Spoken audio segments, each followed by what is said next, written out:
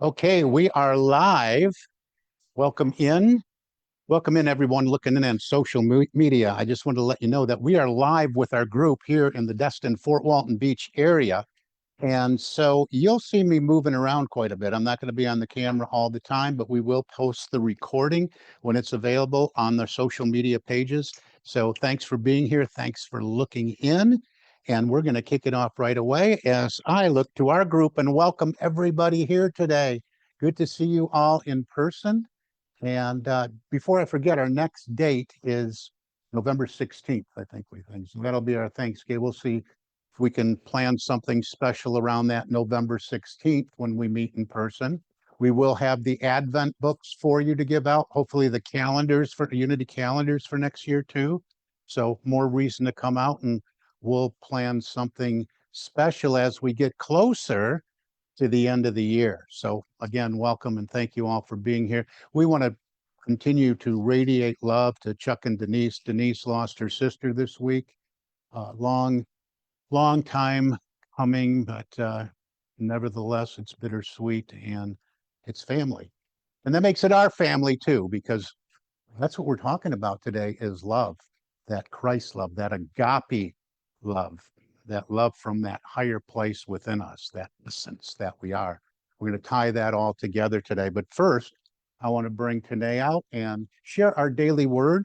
I'm going to turn down this music in the background. Thought I already did, but we're going to bring it all the way out here. It's one of my favorite new channels on Cox, 936. It's called Sleep Music, but they had some pretty good jazz on there this morning, didn't they, Tanae? Mm-hmm. All right, Tanae, come on out, share the daily word with us, whatever else you got.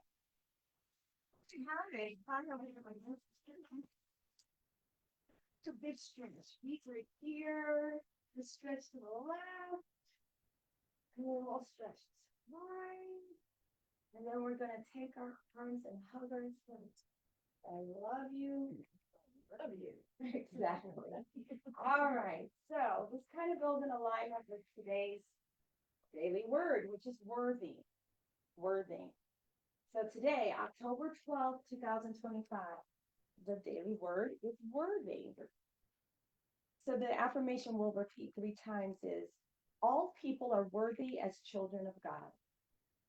All people are worthy as children of God. All people are worthy as children of God. All people are worthy as children of God. All right. It can be easy to look at others and see differences, the things that tend to keep us separate. I may even make judgments about their worthiness. But each person is so much more than their appearance, habits, and histories. Today, I commit to treating others as I would want them to treat me, as the divine beings they are. I will look beyond appearances, put aside any judgments, and open my heart to others. I will treat all others as individuations of the divine and beloved members of the human family.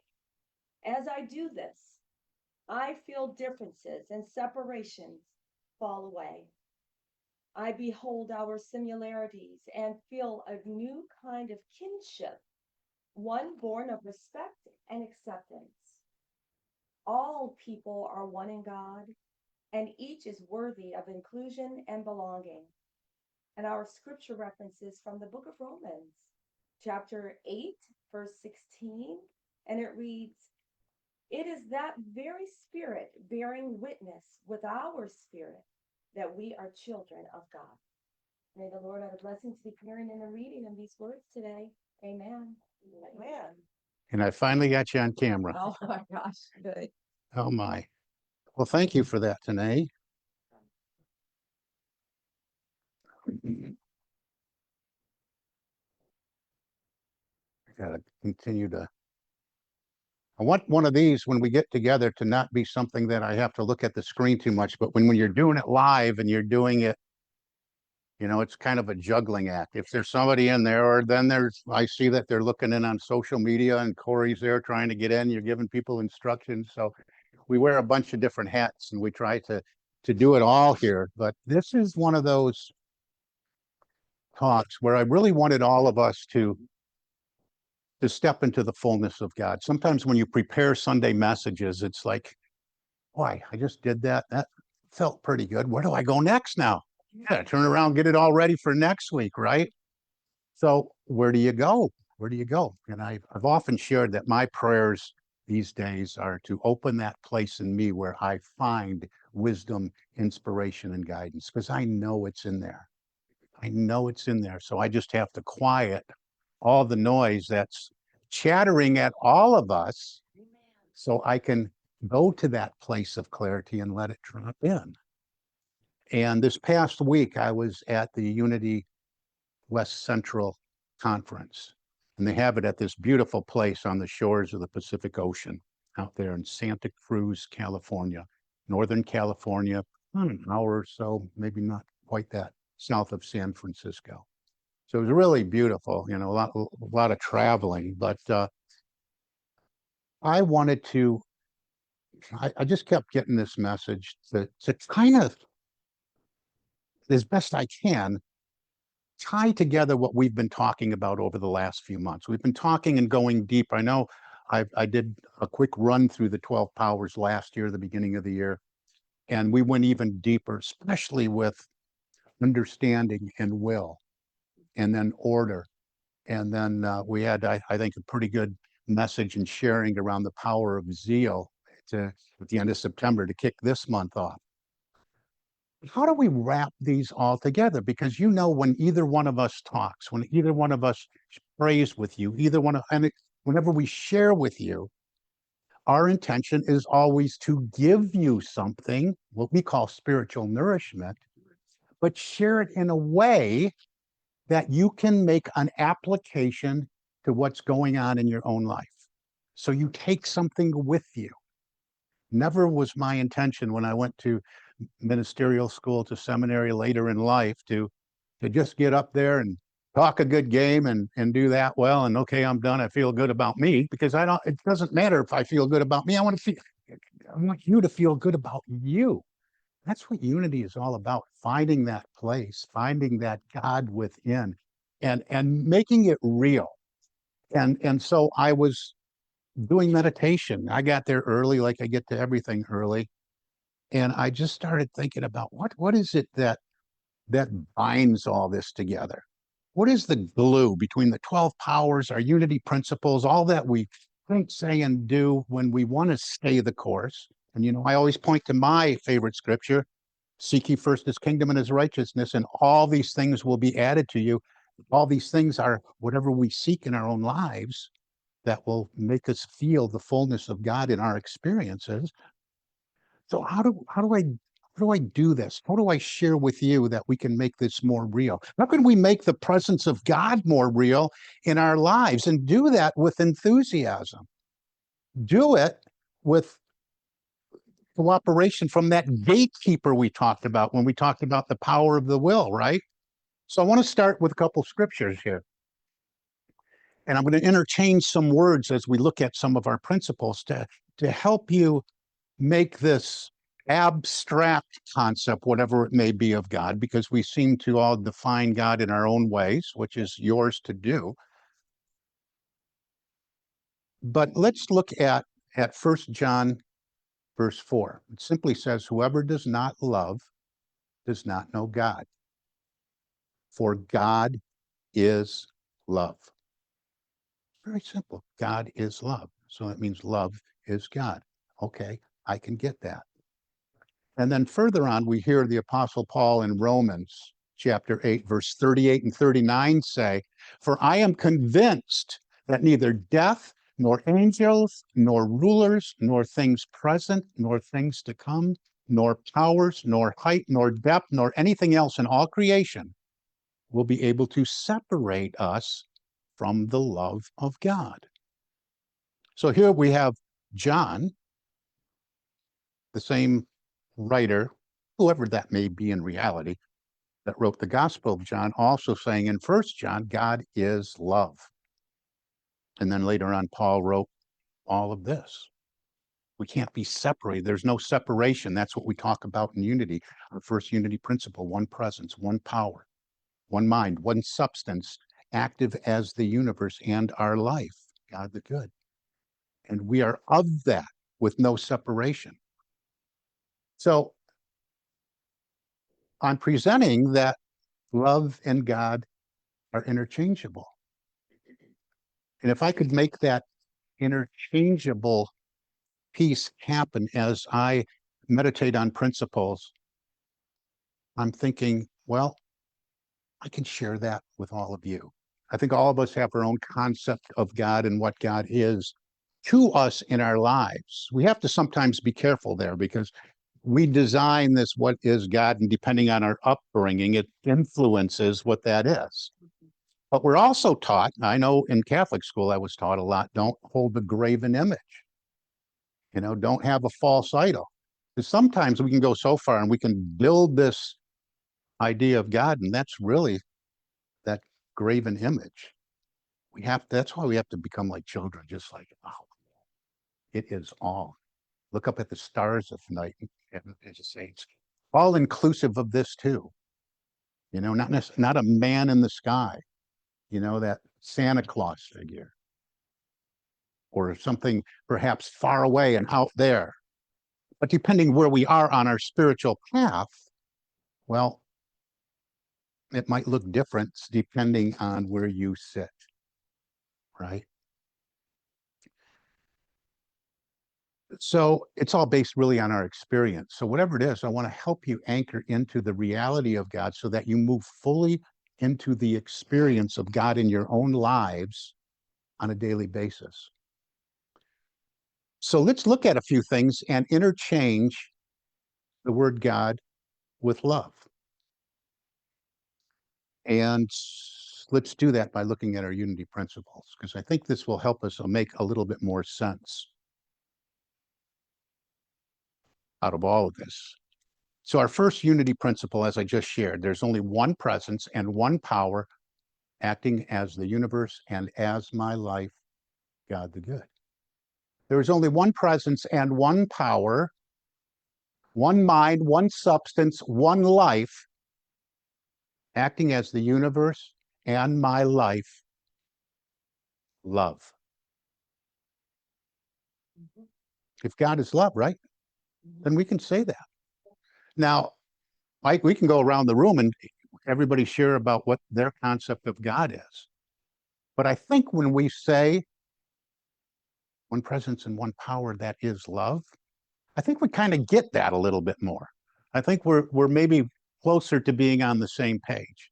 But it doesn't matter. That still means something different to you because of your experience with love. Now, we're talking, of course, about that love on a higher level, that Christ love that was exhibited, modeled, and demonstrated by Jesus Christ, our master, teacher, and way shower, that Christ love, which we also refer to as agape.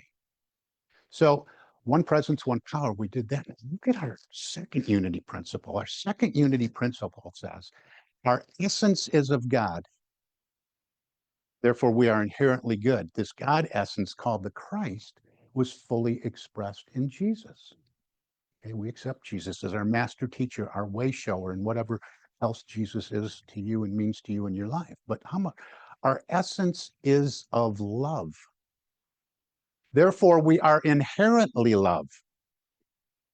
This love essence was fully expressed in Jesus, the Christ, which we all are. We are the Christ of God.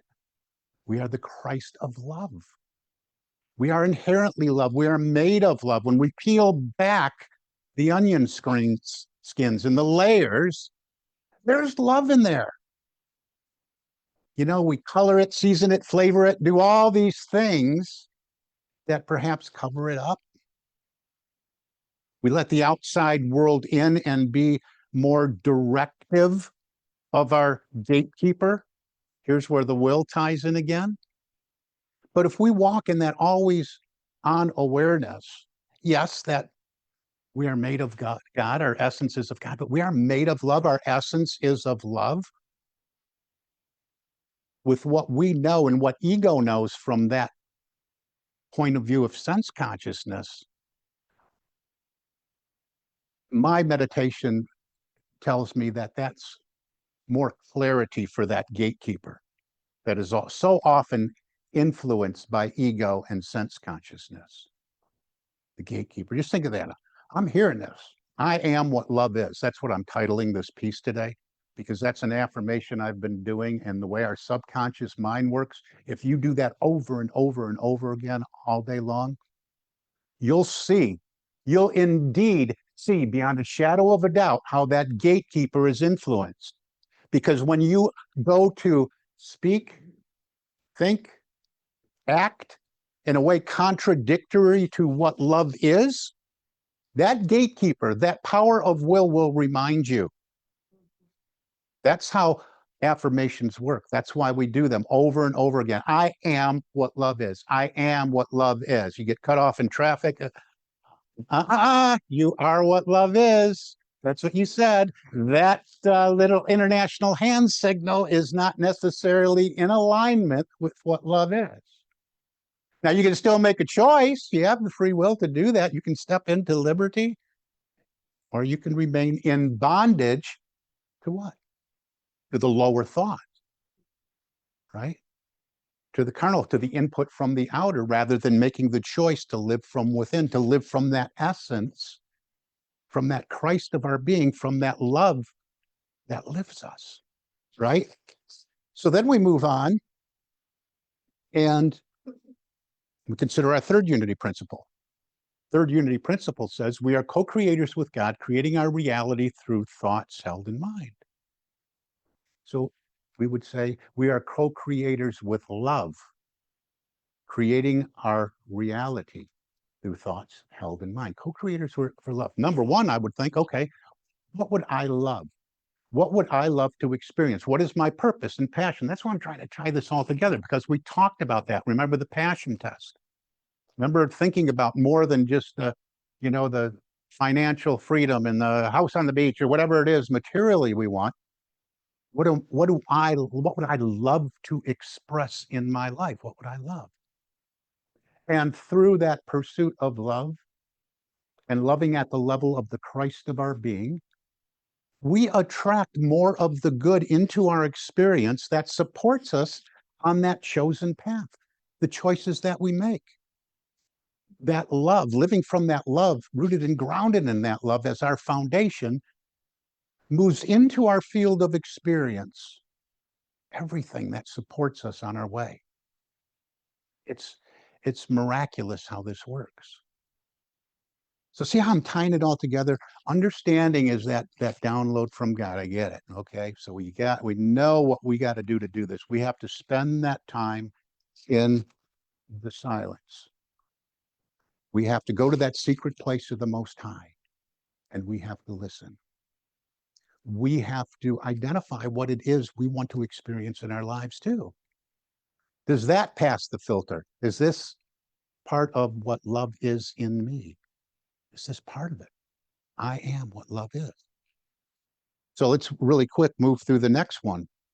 Fourth unity principle says, through prayer and meditation, I align my heart and mind with God. Denials and affirmations are tools we use. Through prayer and meditation, I align my heart and mind with love. Well, that's pretty clear to me. So I'm going to go into prayer and meditation now. And yeah, I want to align with God, but it seems to bring me more clarity when I'm saying, okay, right now, the first thing I'm going to do is to align with love. What are the thoughts then? What is the monkey chatter going on? What have I been preoccupied with that is unlike good, that is not of God in my mind, in my consciousness? And I want that to fall away. That's the denial and affirmation part. We're going to talk a little bit more about that in a minute when I run through our senses. So through prayer and meditation, I'm going to, okay, if you're not of love, just move on out. I'm just going to settle myself, right? I'm aligning with my heart and bringing my focus and my attention to my heart space, and clearing my mind of any negative thoughts or influence from the world around me that has perhaps been upsetting, maybe moved me to a place of anger during my past week or day.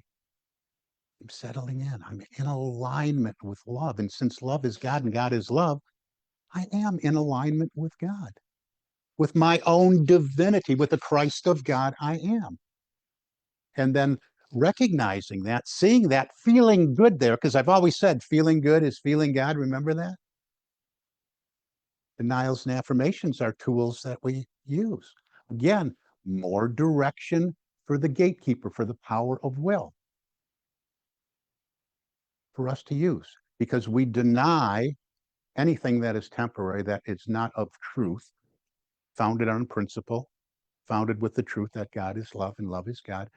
And we just reject that having any power in our, okay, this situation, this experience upset me, but I am denying it to have power over me now. Because in there, underneath all that, underneath all the emotion of that experience, I am love. I am what love is. Do you know what my affirmation for today is yet? I am what love is, right? So you want to get to that.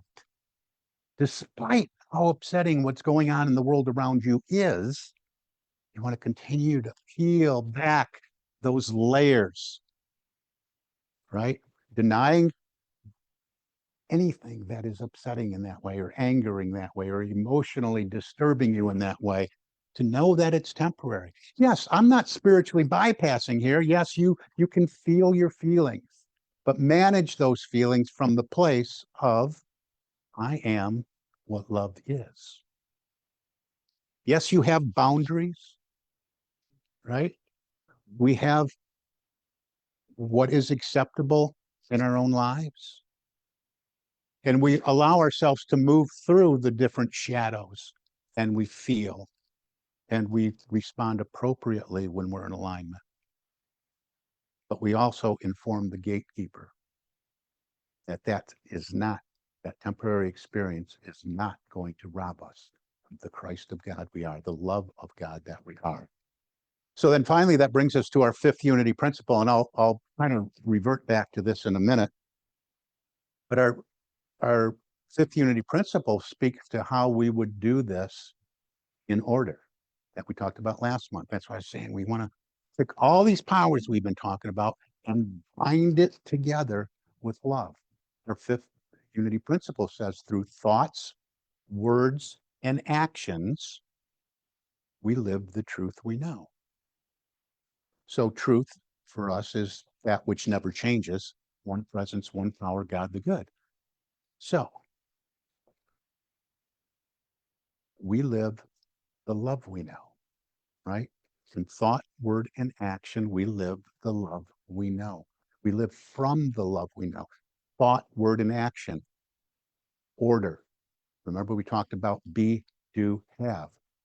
Thought, what we're speaking, and the actions that we take. Actions, international hand signal, or a gatekeeper keeping my hands to myself, right? Words, because it's very easy. When we're talking about this kind of love, we're not just talking about being nice to each other. Of course, that goes along with it. But being nice to other people, well, that's sometimes the easy part, right? I mean, I think we've all been in a position and seen others in a position where they're being nice to us, but we know they're summing us up and down, and probably cursing us out on the inside, or maybe it's turned around and we've done the same thing. So good to see you.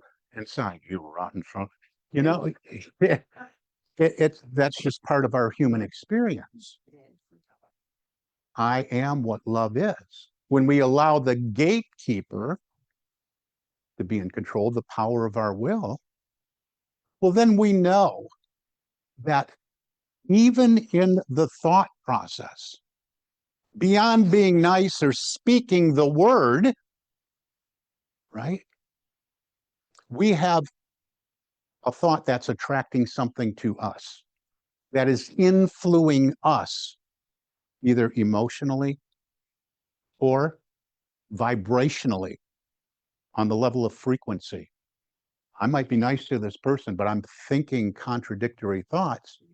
That contradictory is still attractive to something in my life that will come back to me in one way or another.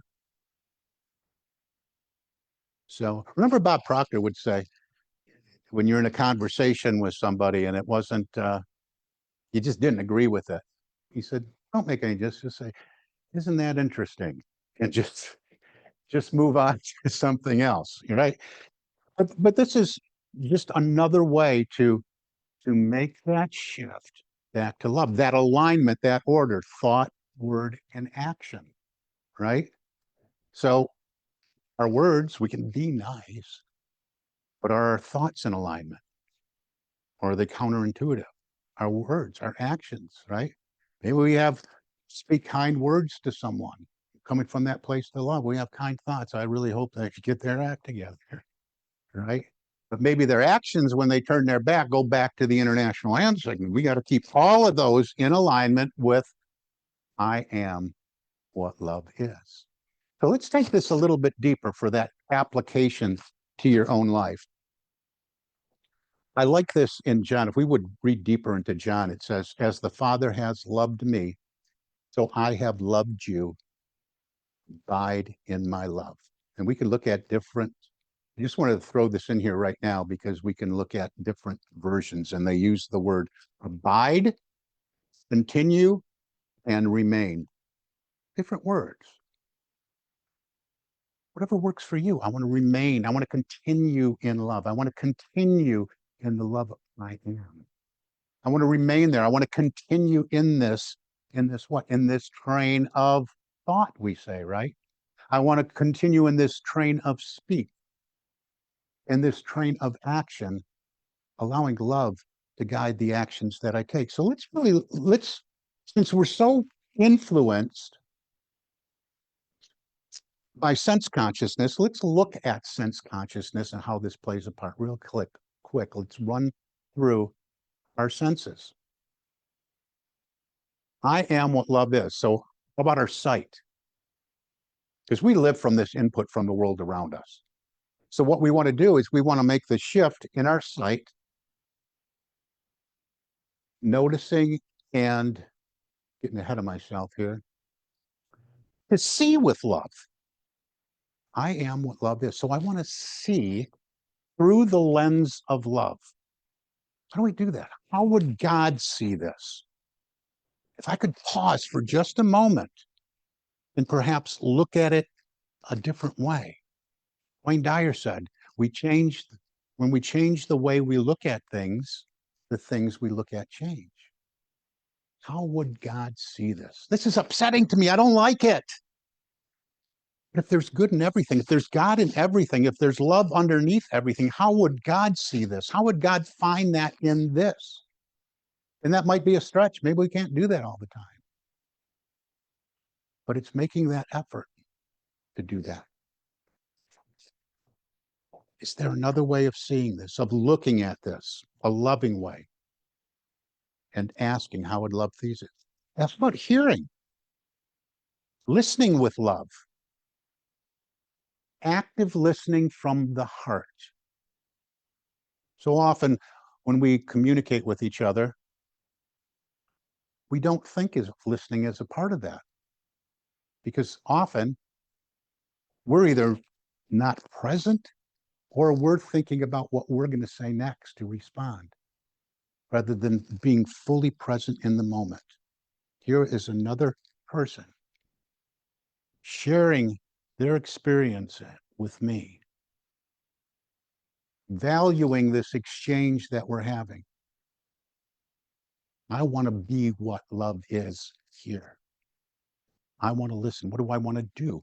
I want to do what I would want done to me, right? I would want to listen with the ears of compassion, with the ears of love, and hear from that place where I'm taking it all in rather than formulating. Maybe I'm not going to say anything after listening with love. Maybe it's just an extended hug, like we shared this morning, right, Denise? Here's an extra one. How about smell? How do we do this? Smell? How are you going to talk about, Stephen?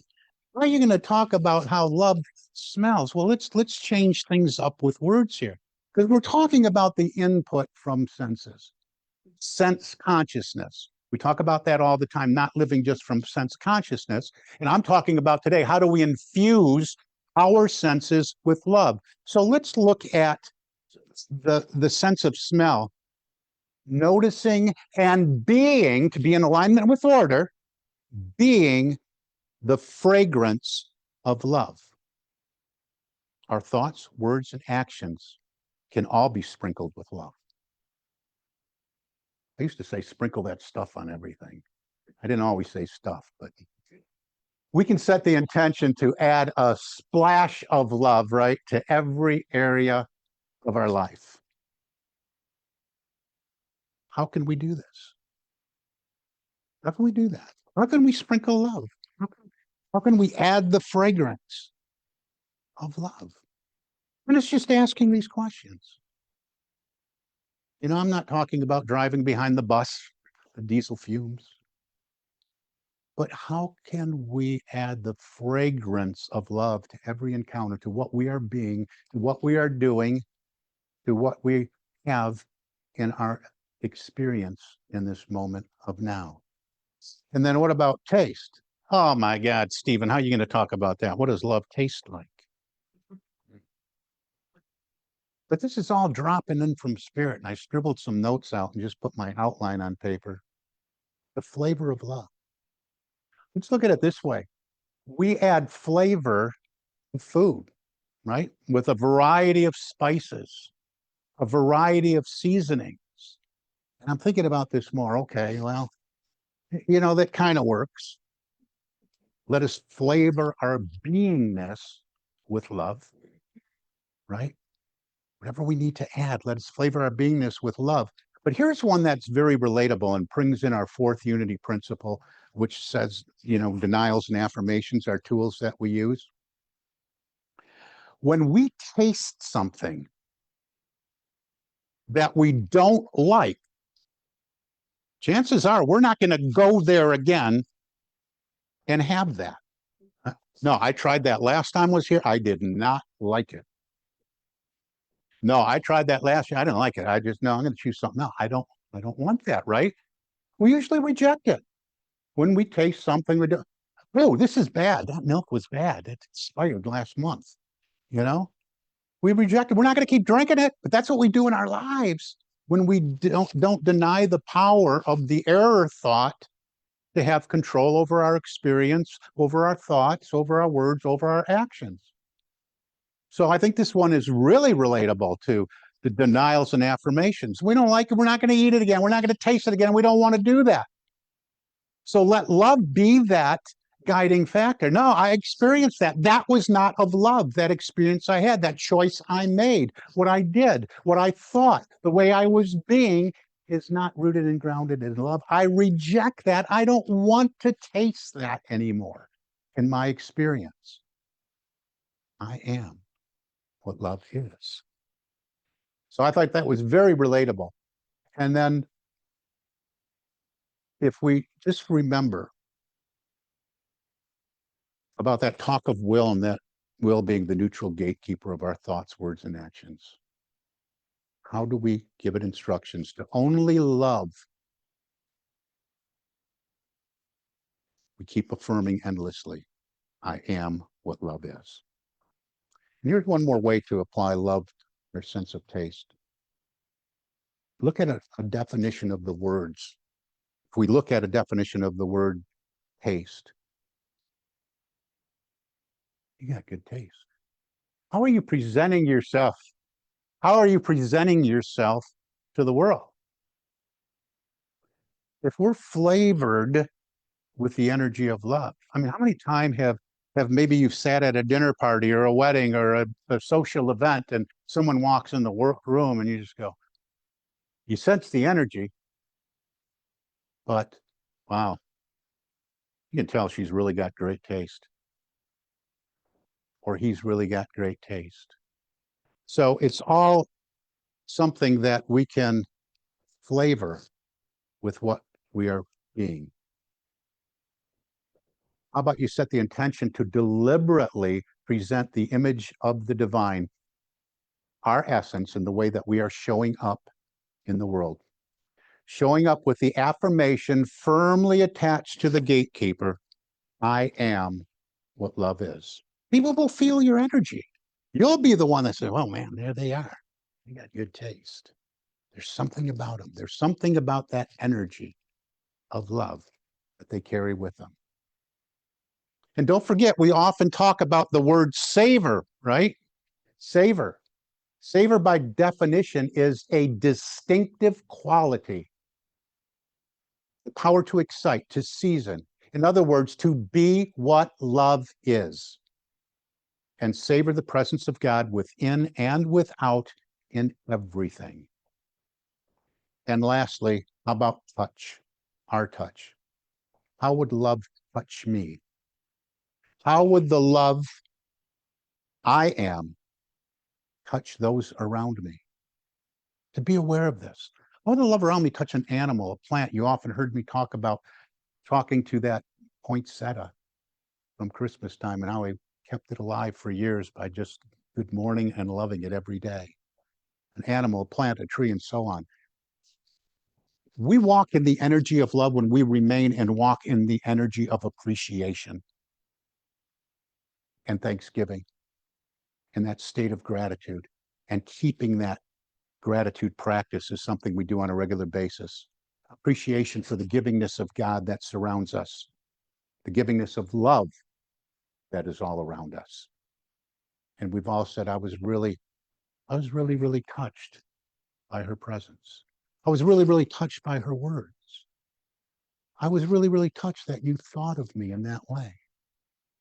I was really, really touched by you stopping by and dropping that meal off for me when I was so down. We can touch, the sense of touch, in so many ways. Let us all be the one who touches with love. I am what love is. And I just want to wrap this up today with another scripture reading.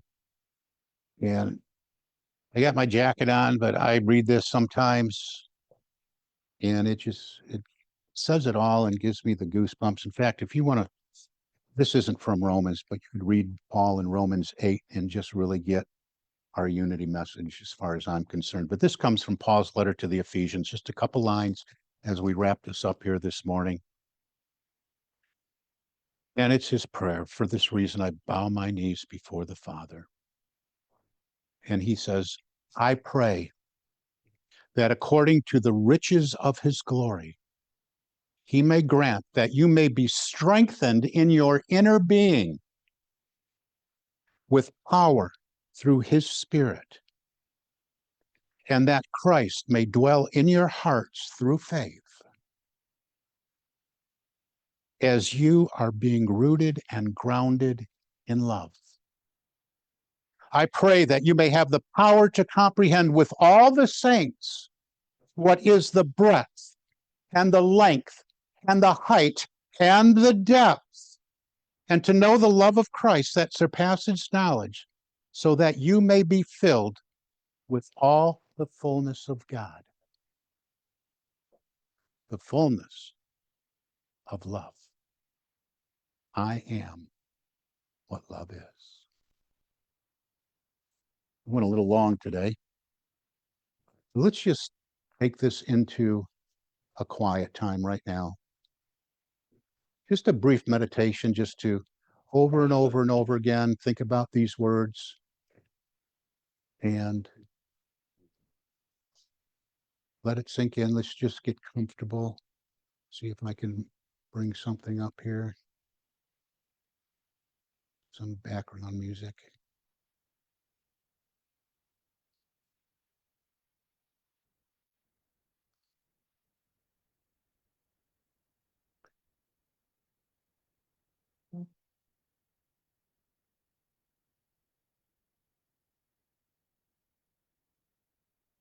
I am what love is. Just breathe into this eternal moment of right now.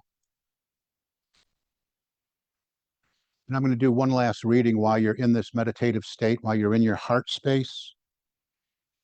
And just allow these words to be the words of your heart, not a guided meditation, but a reading that I was inspired to share with you this morning as we wrap up our time together.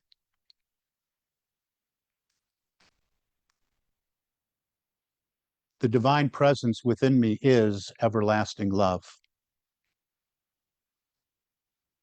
The action of love is expressed in my world. God's wisdom holds me steady, and the peace of God fills me. I am God's creation, understood, wanted, and cared for. From this infinite source, I give and receive love in my world. If petty emotions seem to trouble me, I immediately turn to the source within me of strength and peace. God in me does the loving. I have no fear. Kindness and understanding are shown to me. I bless anyone who seems to disturb me. I know how to love those who are dear to me and love them more each day. As our love grows, so we grow as individuals. God in me is never troubled. Nothing can take love from me or keep it out of my heart. Love enters freely, and there is no restriction to it. I came into this world to love, and I am loving. I express my love for God, a boundless gratitude, because I live. God rejoices for me, because of, and by means of me. I am what love is. And so it is, and so we let it be. Amen. Just take a couple more deep breaths, and gently, whenever you're ready, bring your attention back to this room, this space, to each other, and set the intention to move throughout the rest of your week and this day, affirming, I am what love is. God bless you.